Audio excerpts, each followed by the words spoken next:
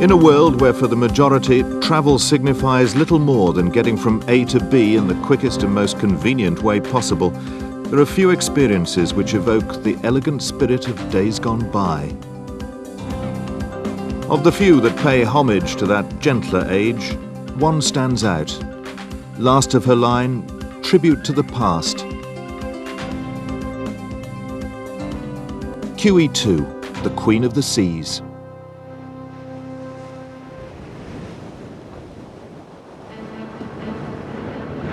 It's 4 o'clock in the afternoon. The QE2 has returned to the port of Southampton on the south coast of England. The ship has completed 3 months of her world tour and is now being prepared for the final leg, a Mediterranean cruise.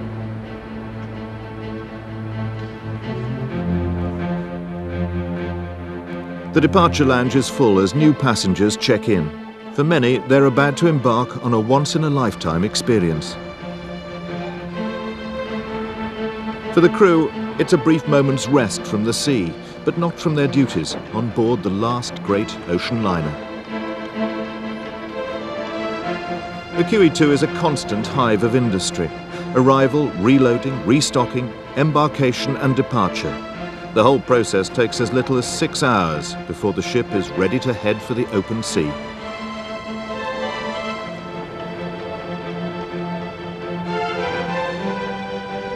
Although she's slightly smaller than her predecessors, at 963 feet and 69,000 tons, the QE2 is still the 6th largest liner ever built.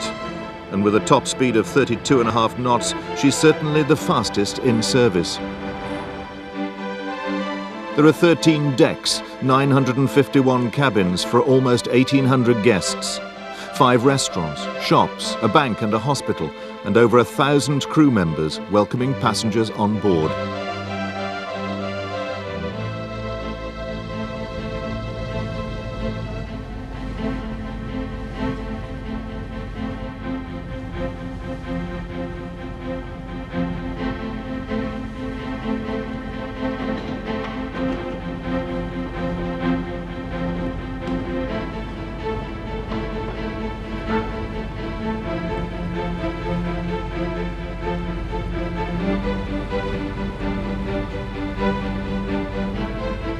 Departure is underway.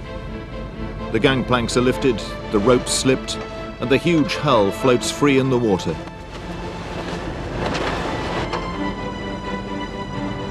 The tugboats, dwarfed by the colossus of the Great Cunarder, pull the ship into life.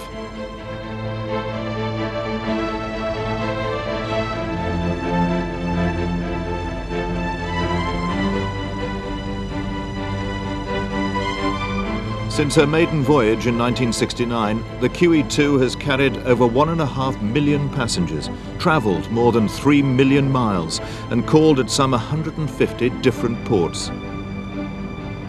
But it's some of the unexpected details that are astonishing. Like in one single year, the QE2 can comfortably consume over 2.5 tons of caviar, crack more than 3 million eggs, and use up enough cling film to wrap the whole ship 730 times over.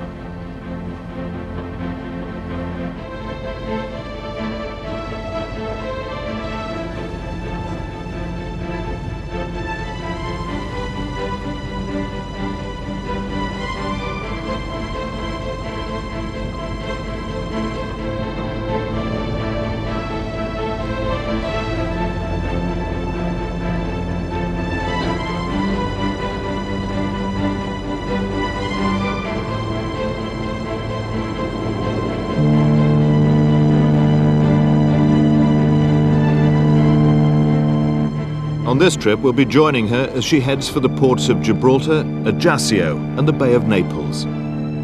During the voyage, we'll take time to wander her decks, unlock some of her secrets, and find out what makes them call this ship the last Queen of the Seas.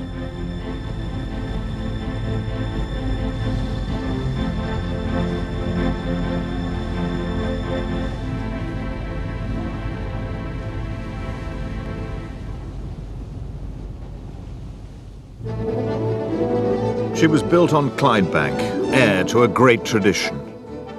The Queen went there to launch her. the last truly ocean-going liner with a pedigree stretching back to 1840, when Samuel Cunard started the world's first regular transatlantic steamship service, carrying mail from Liverpool to Boston and Halifax, Nova Scotia, on his ship the Britannia. Then it took 14 days to cross the Atlantic. This ship does it in 5. The reputation for excellence and luxury emerged during the golden age of ocean travel from the 1920s to the 1950s.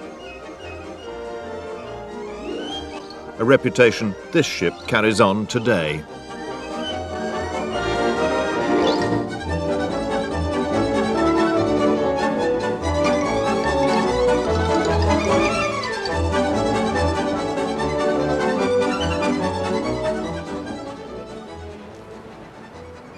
It was, of course, once the only way to cross. Today, many reckon the QE2 makes sure it still is.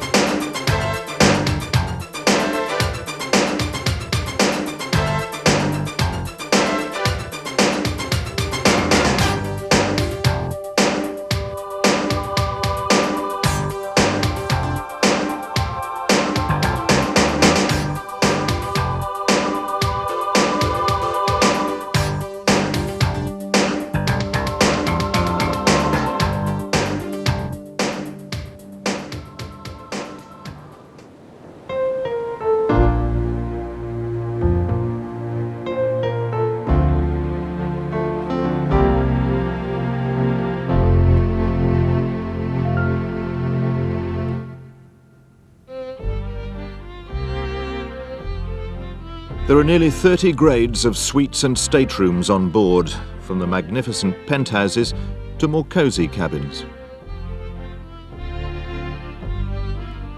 All of them linked by a myriad of stairways, lifts and corridors.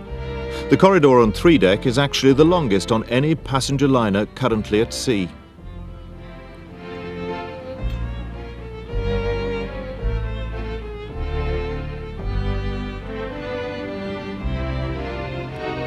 No matter which grade of stateroom, all are equipped with modern satellite telephones, where you can call anywhere in the world, and a 7-channel TV station.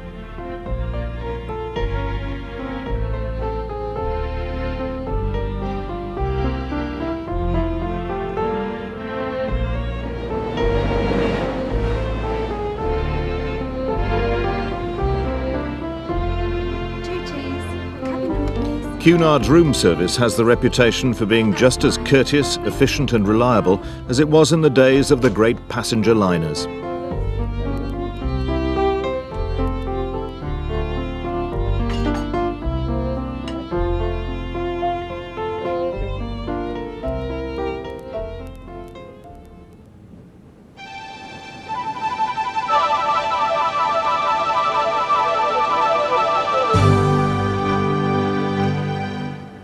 It's 8 o'clock in the evening. As the sun sets over the Bay of Biscay, those involved in passenger entertainment gather for an informal cocktail party. There they meet the cruise director. My role as cruise director is to manage a department of close to 100 people who are involved really in everything that happens to the passengers throughout the day and throughout the evening, outside the specific navigation of the ship, the medical services on board, and specific food and service.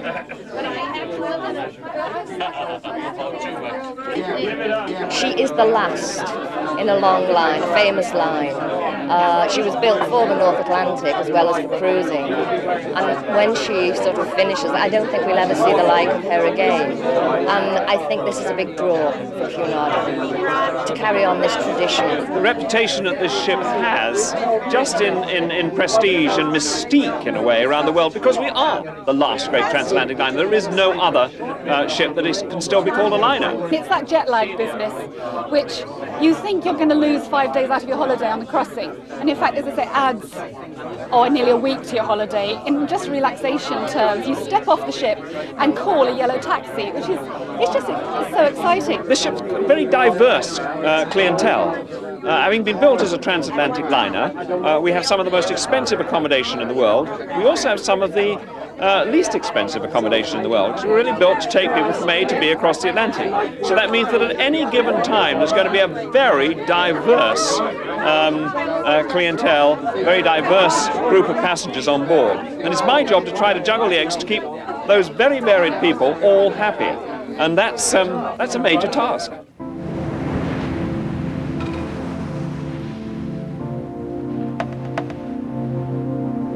"10:30 a.m., the morning of the first full day at sea.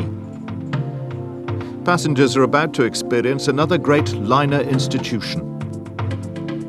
It's boat drill, whatever the weather, and time for every passenger and crew member to learn the staple safety procedures of the ship, from the oldest down to the very youngest.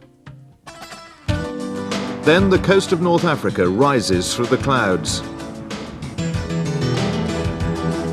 The Rock of Gibraltar beckons through the early morning mist.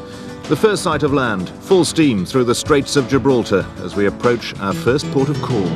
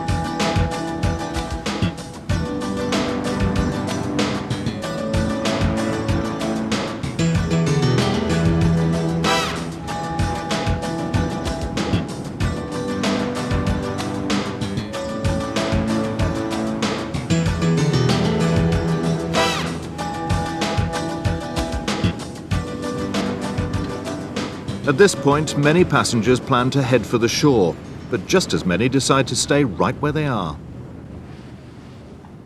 There's a postal service and a bookshop where passengers queue for signed copies from one of the many visiting authors on board.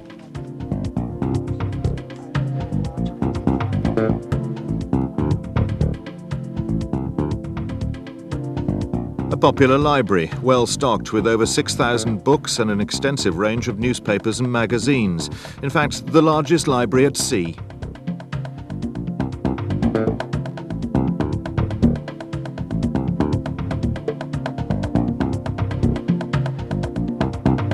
A computer learning centre where you can brush up on old skills or acquire new ones.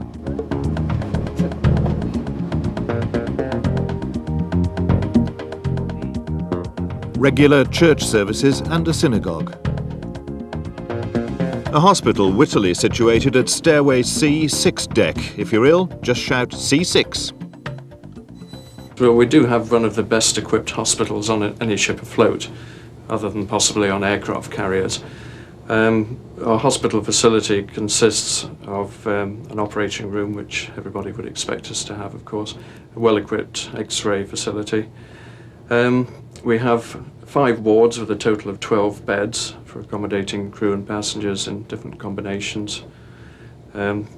We have a crew consulting room and dispensary down there. We have a dentist surgery for when the dentist is on board. We have a full-time physiotherapist.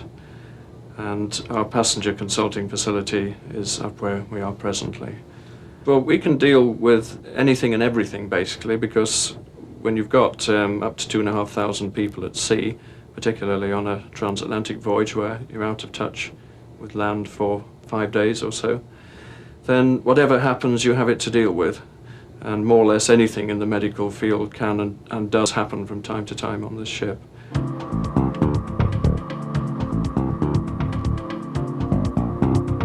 Using the latest satellite technology, you can telephone and fax anywhere in the world.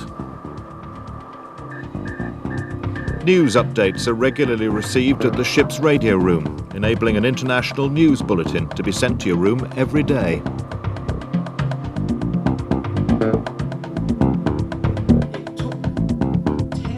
One of the most popular features of the daily entertainment are regular celebrity lectures and ballroom dancing lessons.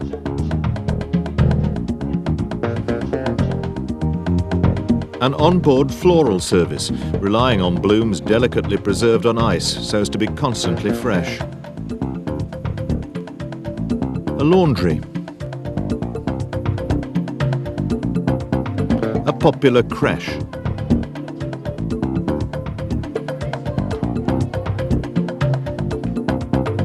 A giant jigsaw for everyone to complete.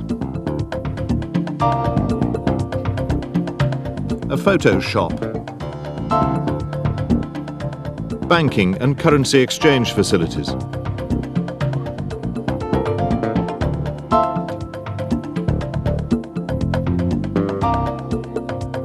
And the Queen's Room, one of the most beautiful areas on board with a view of the ocean.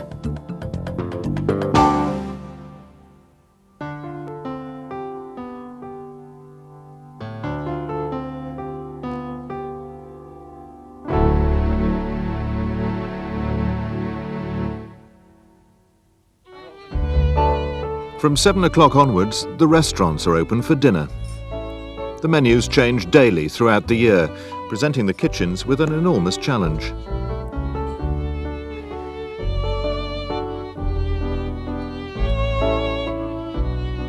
There are 5 restaurants on board, each with its own distinct ambiance, serving a range of haute cuisine.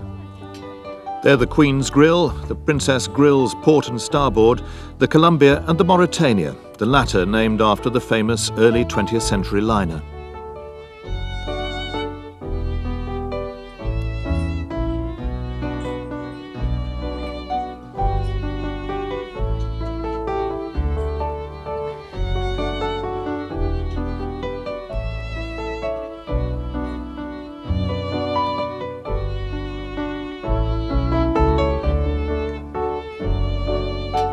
Every meal is complemented by a range of fine wines. Sommeliers are at hand to guide the passenger through a cellar stocked with 25,000 bottles.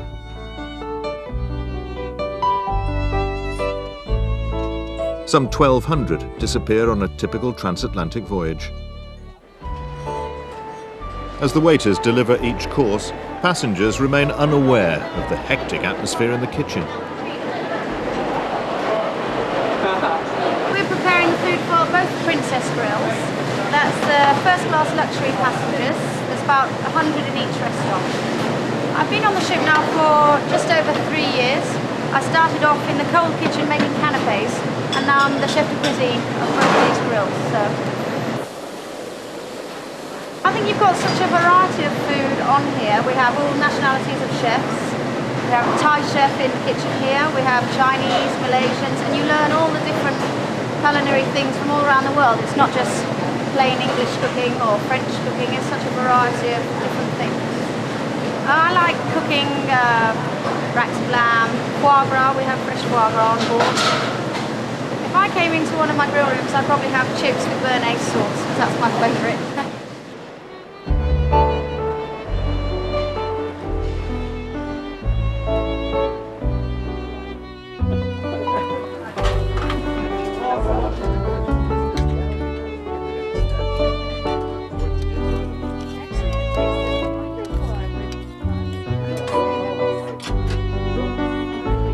It's possible to eat all through the day and into the early hours of the morning. Food is always being served somewhere on board.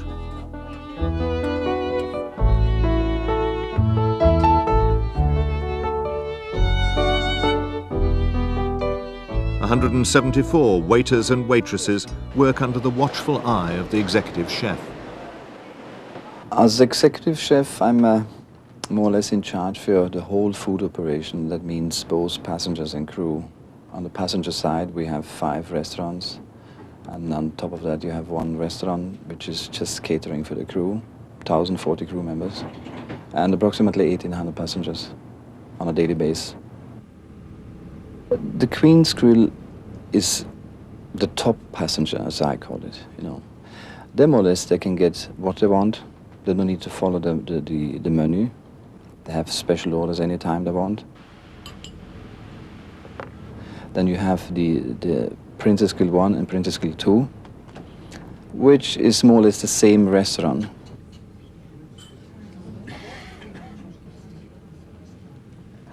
You have the Mauritania and the Colombia as well. Colombia is still, I would say, it's a first-class restaurant. The only difference between Mauritania and Colombia is that the Mauritania has a double sitting. So we could do twice 450 people in a double sitting. The popular dishes are still all the traditional dish, like lobster thermidor, you have the beef Wellington. That's the kind of dishes which people like. For instance, lobster night. I use approximately 1,000 whole lobsters in that evening. To give you an idea how big it is, when I say that I have 91 chefs and 8 sous chefs and 4 chefs de cuisines, and about 63 on top of that kitchen staff, utility men, which are taking care of all the, not only the cleaning, but also bringing the production from the hotel stores, which is 6 decks below. Gives an idea which distance the whole food operation is covering. As far as I know, QE2 has as an area, the biggest kitchen afloat on all ships. You could get lost here on the ship, in my kitchen.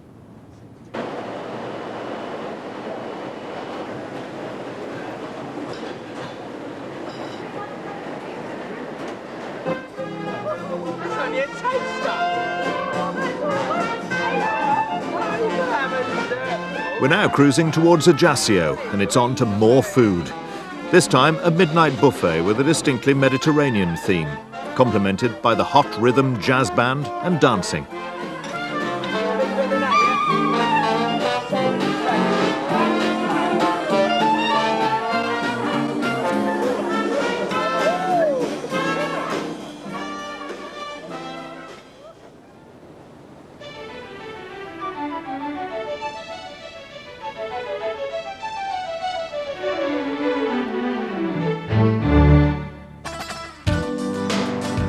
The QE2 has been described as a city at sea, and no city is complete without shops.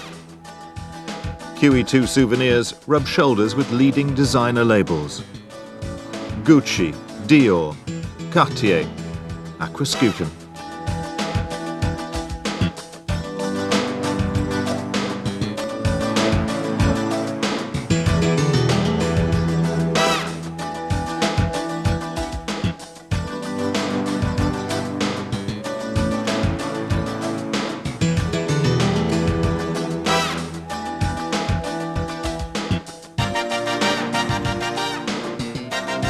A shopping mall with 11 stores, and the only ocean-going branch of Harrods can be found on one deck.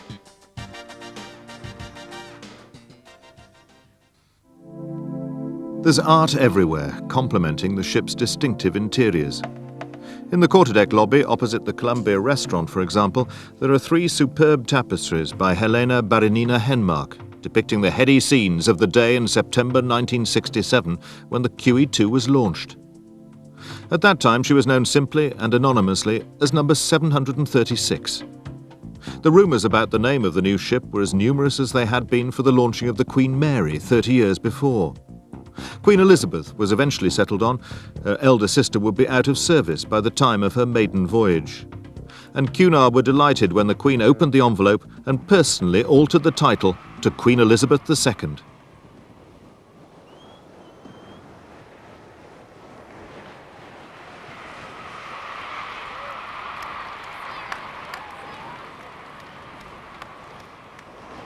Back in 1967, the steam-turbined, white-funnelled ship was state-of-the-art modern ocean-going architecture. The period look has been preserved, but since 1987, the QE2's been diesel-electric powered.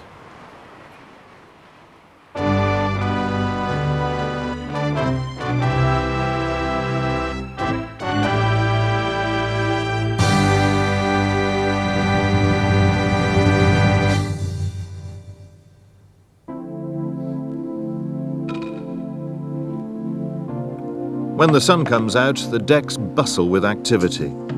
The glass roof, known as the Magra Dome, opens over the quarterdeck pool, allowing the passengers to lie back and relax in the heat of the Mediterranean sun. There are 2 outdoor pools, 2 jacuzzis, 3 decks for the active and the inactive.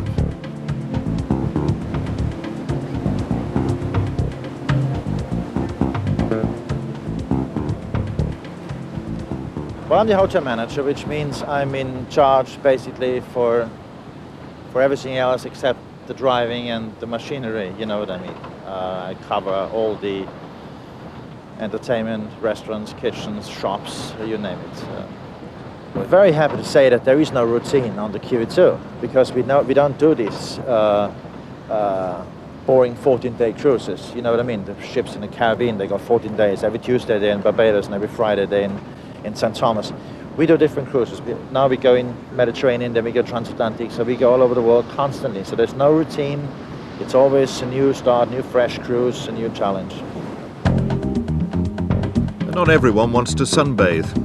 At the sports area on upper deck, there's paddle tennis, as well as such traditional on-deck activities as deck quoits and shuffleboard, and even a putting green.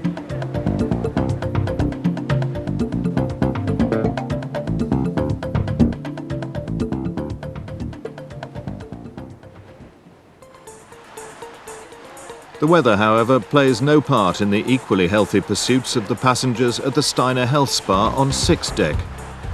When it was opened in 1993, it was the only one of its kind at sea. The state-of-the-art surroundings combine with the latest spa technology.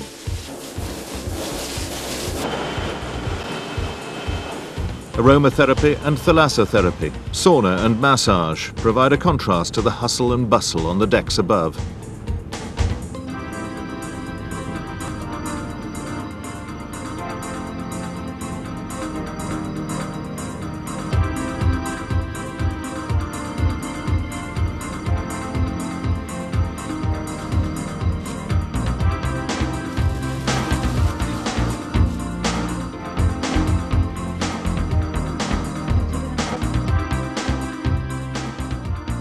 At G Stairway 1 deck, the hair salon caters to passengers' needs. The salon is for men and women with an emphasis on evening styles, always in demand for the numerous social events on board. Facial beauty therapy is also available in private rooms.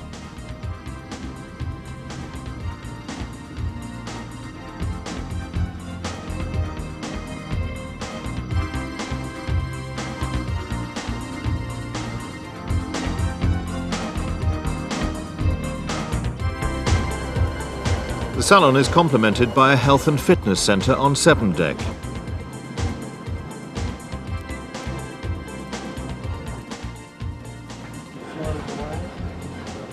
It's been estimated that it would take 4 months for passengers to take advantage of every service offered on board the QE2. Yes, curl the arms into a bicep curl. As we're stepping, you're going to curl the arms to a bicep curl. The QE2 surges through a gentle Mediterranean evening. Passengers prepare for a great seagoing tradition, the captain's cocktail party.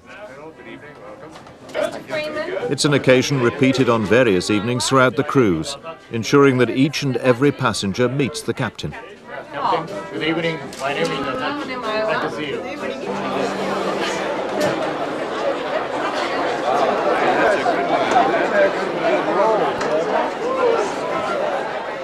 Commemorative photographs are taken. Guests don their best attire. Not so different to the balls and dinners which attracted the fashionable elite on board the liners of the 1930s.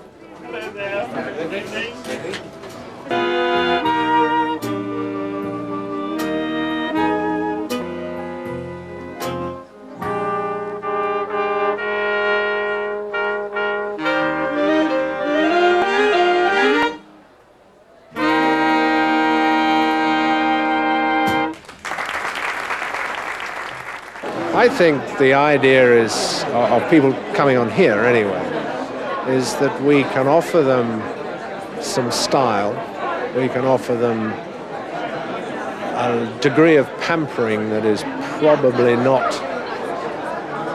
doesn't exist anywhere else. Now, even the best hotels in London, I still think we can out-pamper. We can take you to interesting places.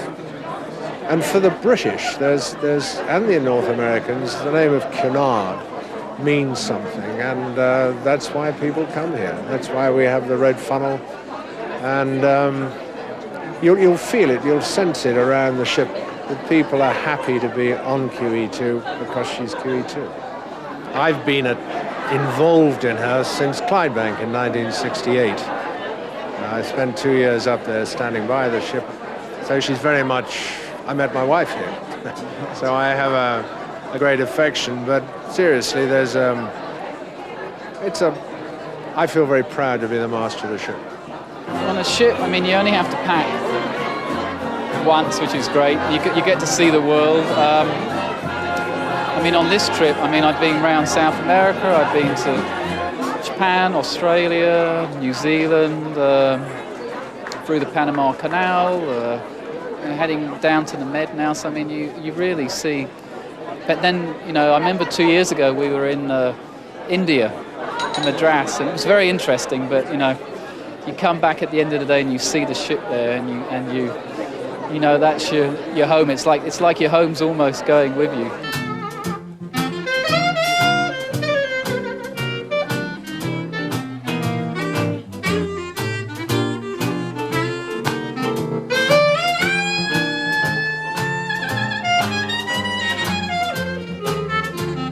Nightlife on board the QE2 is equally evocative. Cabaret and dancing in the theatre bar to the strains of a jazz band.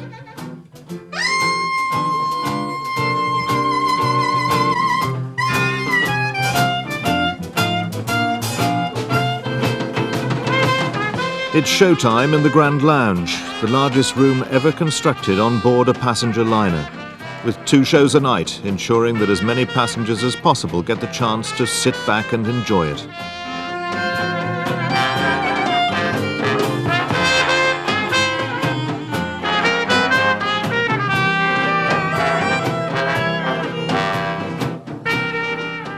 Cocktails to piano accompaniment in the yacht club, and the opportunity to try your luck at roulette, blackjack, and one of the 68 slot machines in the casino.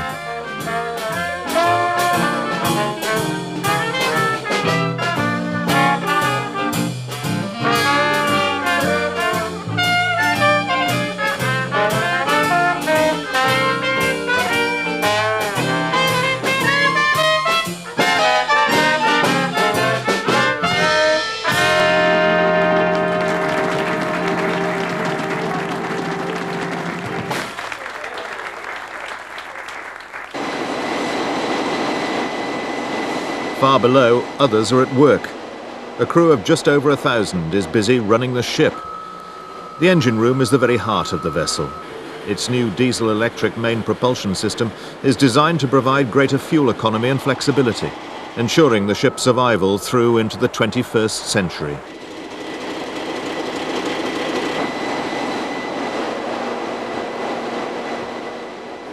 It's a vast enterprise, responsible for turning 2 30-ton propellers, overseen by 45 engineers.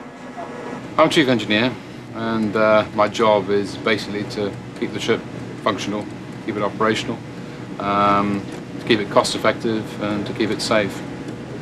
QE2 was re-engined in 1986 and 87. We put in a diesel-electric plant. The previous plant was a steam turbine system. That had been in good service for 16, 17 years, but was starting to age. So a decision was made to re-engine. The way it works is fairly simple. There's 9 diesel generators, of which we need to use 3, a minimum of 3 to a maximum of 9, and they produce electricity at 10,000 volts, which is used to drive 2 very large propulsion motors, which drive the propellers. The faster you want to go, the more diesels you put on, the slower you want to go, the less diesels you put on, down to a minimum of 3. When we're in port, for example, there's only one of those engines running, which is to feed all of the ship's services, air conditioning, ventilation, lighting, etc. Yeah, each diesel is about the size of a London double-decker bus. Each propulsion motor would be roughly equivalent to a double-decker bus on top of one another. 96 megawatts, of course, is the size of a relatively small power station in the UK, really, but probably big enough for the electrical needs of a small city or a large town. At a maximum speed of 30 knots, we can keep going for about 12 days. However, if we were to go at a slower speed of, say, 20 knots, we needn't use that many engines. We'd only need to use 3 of our 9 available engines. And 3 engines will move us along at 20 knots, which is 1/3 of the fuel consumption of using 9 engines. Hence, you'll be able to go that much further. I worked it out once. It's around about 2/3 of circumnavigation of the world. People quite often ask me, you know, how many miles do you do to the gallon, trying to relate it to a car. That's quite an interesting statistic as well, because at service speed, we do about 50 feet to the gallon.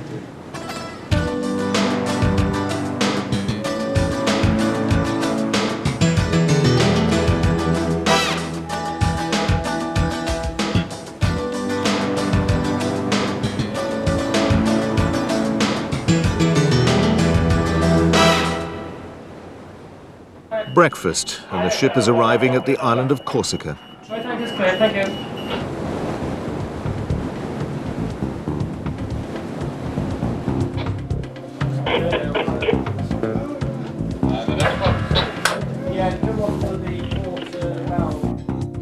Some passengers choose to eat al fresco, studying the events and entertainments outlined in the ship's daily programme. These are delivered to each cabin at the beginning of the day. Besides breakfast in the restaurants, a buffet is available in the Club Lido.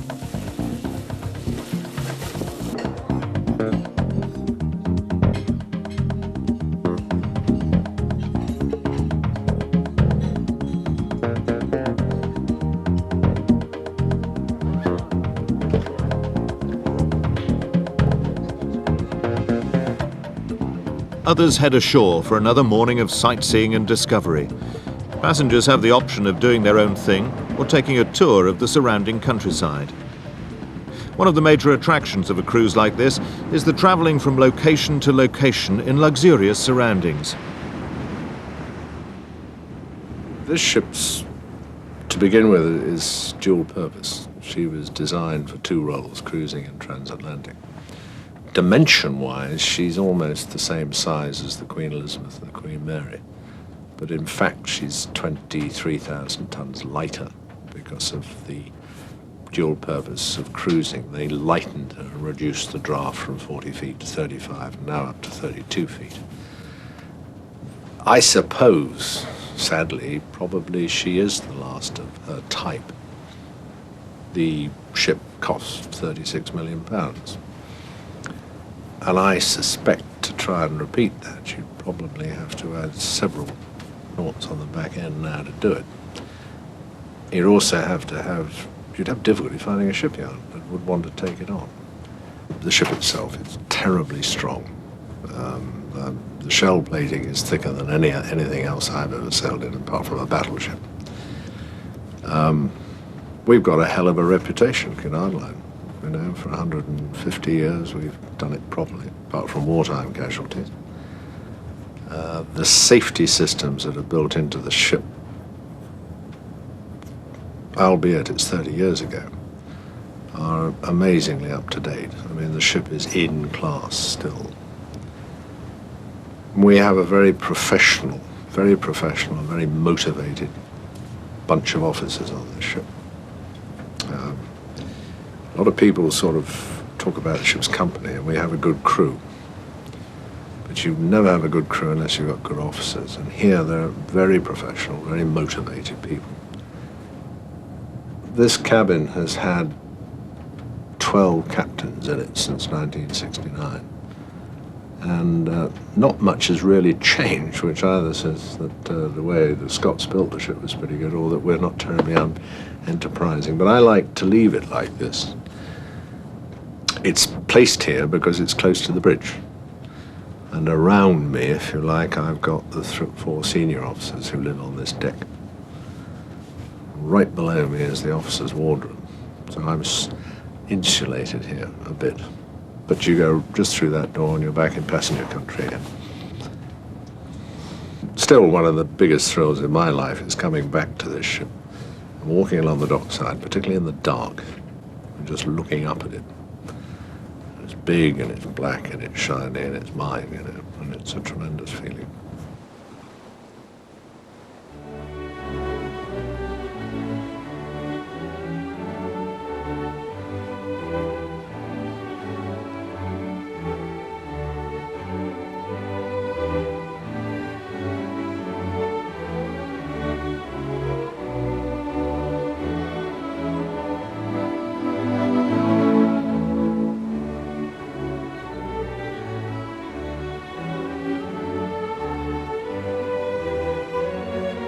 It's 4 p.m. and having completed their onshore tours, passengers head home.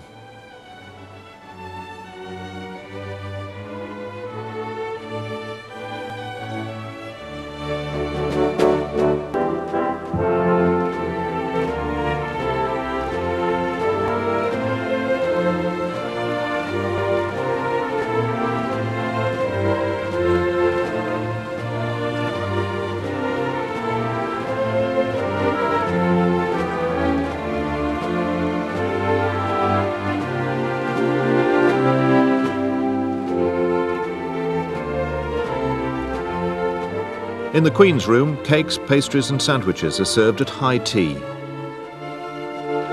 As passengers relax and discuss the events of the day, they remain oblivious to the activity taking place on the deck.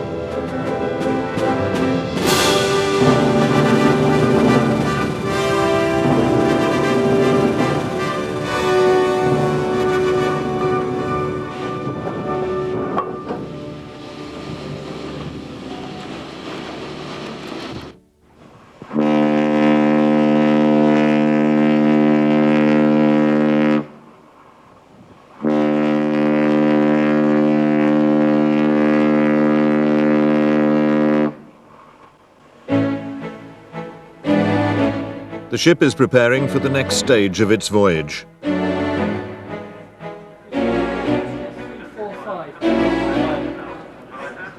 New ports beckon, other passengers will board. The QE2 never rests. It's part of the magic and the key to her title, the Queen of the Seas.